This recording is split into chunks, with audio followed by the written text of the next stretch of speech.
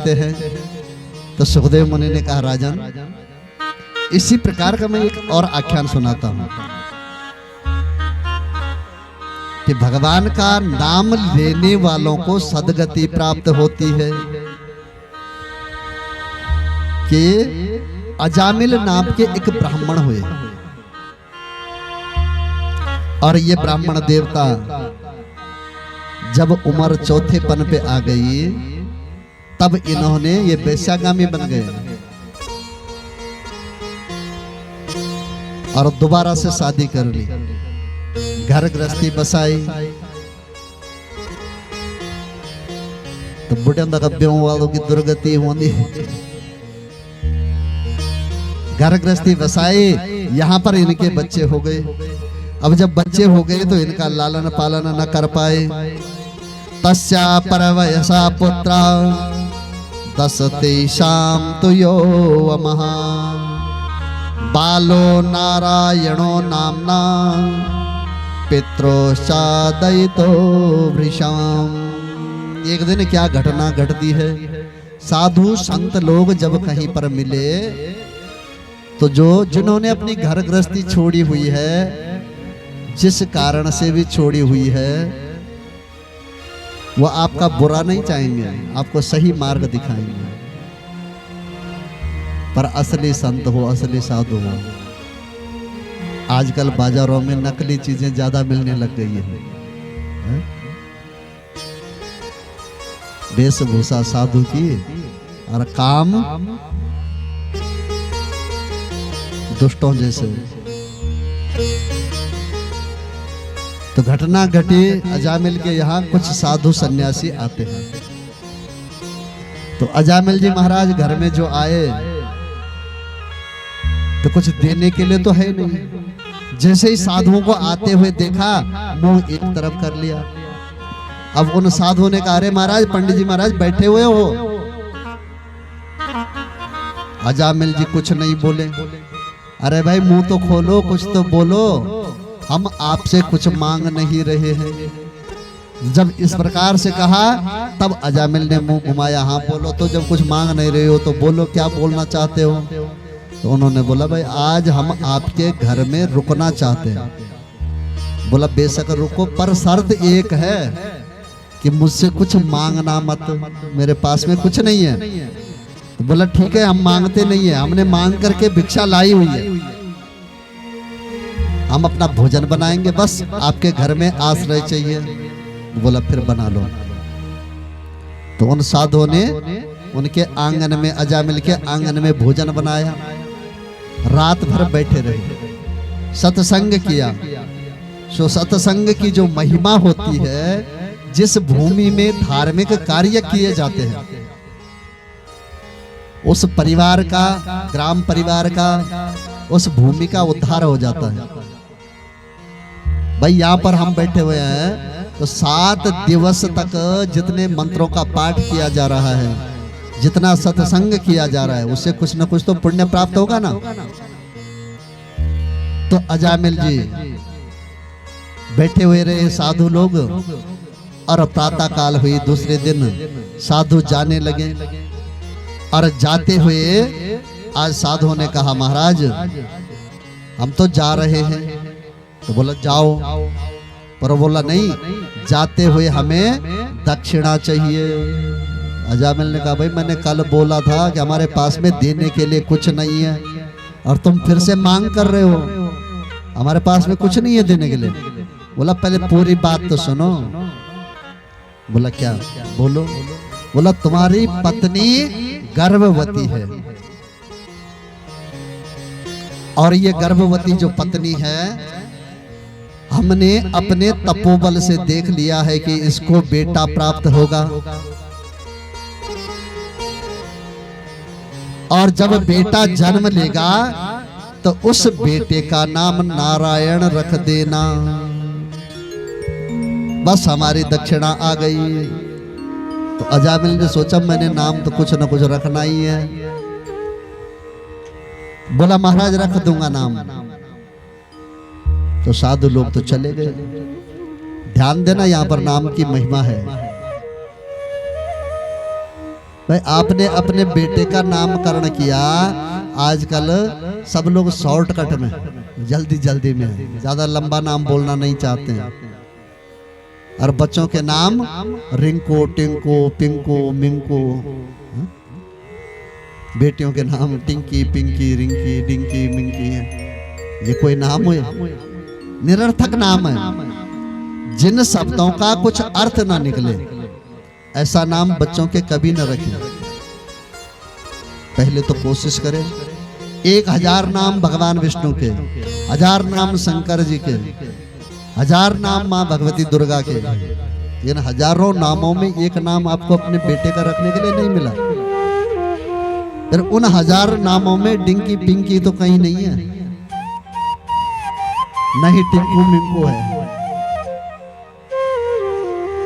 तो फिर आप यदि भगवान के नाम का मिलता जुलता नाम रखोगे, कल्पना करो आपका बेटा आज 10 वर्ष का हो गया है और 10 वर्ष में आपने कितनी बार अपने बेटे को बुलाया है।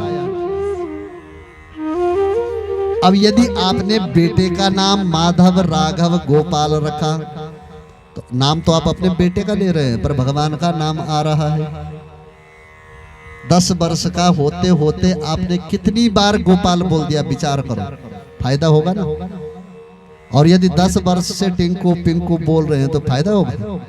कोई फायदा नहीं होना। तो अजामिल के घर में बच्चे ने जन्म लिया और जन्म लेने के बाद में अजामिल को याद आई कि मैंने साधुओं को कहा था कि इस बच्चे का नाम मैं नारायण रखूंगा। उसका नामकरण किया नारायण। अब छोटे बेटे से माता पिता का ज्यादा स्नेह होता है, ज्यादा प्रेम होता है। अब उठते बैठते सोते जागते नारायण इधर आओ, नारायण ये काम करो, नारायण ये काम करो, इस प्रकार से रोज अजामिल जी पुकारते। धीरे धीरे करके समय व्यतीत हुआ और अंतिम समय आया। तो अंतिम समय में पुण्य कर्म तो किए हुए नहीं थे, यम के दूत प्रकट हुए। तो यम के दूत जब प्रकट होते हैं, भीमो सौरभ से क्षणों, लंबे लंबे नाखूनों वाले, बड़े पेट वाले, इस प्रकार के यम के दूत जब प्रकट हुए तो अजामिल ने देखा रक्षा करने वाला कोई नहीं है। पुकारा किसको? नारायण को। पर किस नारायण को? अपने बेटे नारायण को। नारायण नारायण नारायण। जब तक तीसरी बात नारायण शब्द बोला, तीसरी बार आकाश मार्ग से भगवान के पार्षद जा रहे थे। भगवान के पार्षदों ने देखा कि अंतिम समय में ये व्यक्ति नारायण नारायण पुकार रहा है, तो इसने जीवन में नारायण शब्द का जाप कितनी बार किया होगा। उतरे आंगन में देखा वहां पर यम के दूत हैं और यम के दूतों को मार करके भगा दिया। सुखदेव मुनि कहते, राजन हरे हरते पापानी दुष्ट चित्तैरपि स्मृता अनिच्छायापि संस्पृष्टो दहते वही पावकः। भगवान हरि का नाम पापों का हरण करने वाला है। अब वो किसी भी अवस्था में है। अब ये नहीं है, कभी ये मत कहना मैंने आज स्नान नहीं किया, मैं हरि का नाम नहीं लूंगा। आप जिस भी अवस्था में हैं, उसी अवस्था में भगवान का नाम लो। अपवित्र पवित्रो वा सर्वावस्थांगतो पिबहा। आप पवित्र है तब भी लो, अपवित्र है तब भी लो। या स्मरेत पुंडरीकाक्ष सबाह्याभ्यंतर शुचि। किसी भी अवस्था में आप भगवान का नाम लेते हैं तो वो भगवान का नाम क्या करता है? कृष्णेति मंगलम नाम यस्य वाचि प्रवर्तते भस्मी भवन्तु सत्यस्तो महापातक कोटयः। एक पाप नहीं, दो पाप नहीं, करोड़ों पापों का समन हो जाता है भगवान का नाम लेने से। तो जब इतने पाप मिट जाते हैं तो यम के दूत वहां पर आए, उनको भगवान के पार्षदों ने मार करके पीट करके भगा दिया और अजामिल को अपने साथ में विमान पर बिठा करके और भगवान के बैकुंठ धाम में ले गए। अब वो यम के दूत जाते हैं यमराज के पास में, बोला प्रभु आप ऐसी गलती दोबारा मत करना। बोला मैंने क्या गलती की है? बोला आपने कहा था कि अजामिल पापी है।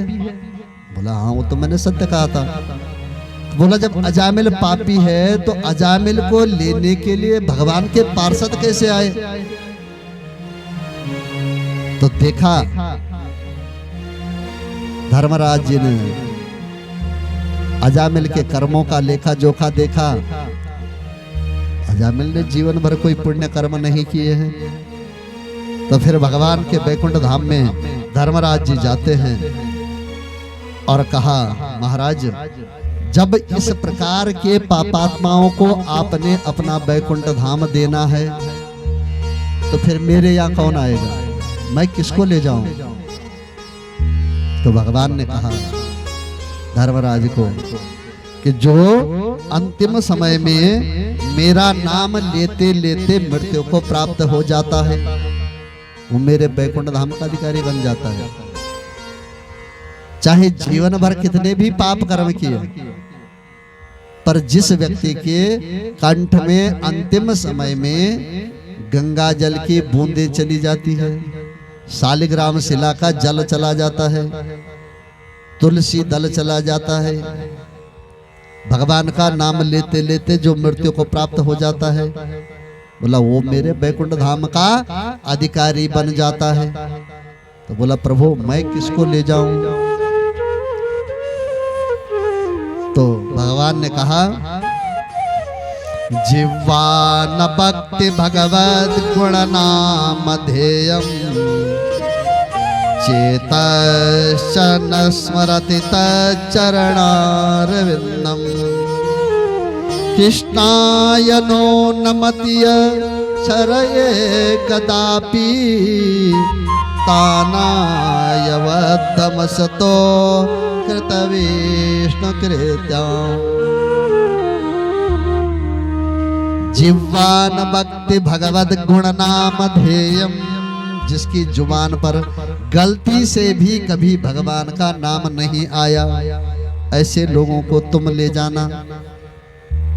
जिसने हृदय में कभी भी गलती से कभी भगवान का स्मरण नहीं किया उसको भी तुम ले जाना। कृष्णाय नो नमति क्षर एकदापि, भगवान कृष्ण के नाम का एक भी अक्षर जिसकी जुबान पर नहीं आया उसको भी तुम ले जाना। ऐसे प्रकार के पापियों को तुम ले जाना। और जो मेरा नाम लेते लेते मृत्यु को प्राप्त हो जाता है तो बोला वो मेरे बैकुंठ धाम का अधिकारी बन जाता है। तो अब इसे आदत डाल दे। जब आदत पड़ी हुई रहेगी ना तो तभी तो बोल पाओगे। उठते बैठते चलते सोते खाते भगवान का स्मरण करते हैं। संध्या जब शाम को सोने जाओ तो सोते हुए भगवान का नाम लेते लेते सो जाओ,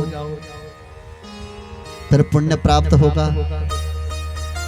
ये नहीं कि सेंधे तो मोबाइल लगाए हो तो मोबाइल बज नहीं लगे, मोबाइल पे गाने चल रहे हैं और अपने आप नींद आ गई, तब सपना क्या का दिखेना? मोबाइल के सपना दिखेला। इस प्रकार का कृत्य जब कोई करेगा तो इतिहास मिमं गुह्यं भगवान कुंभ संभवः कथयामास मलया आसीनो हरिमर्चयन्।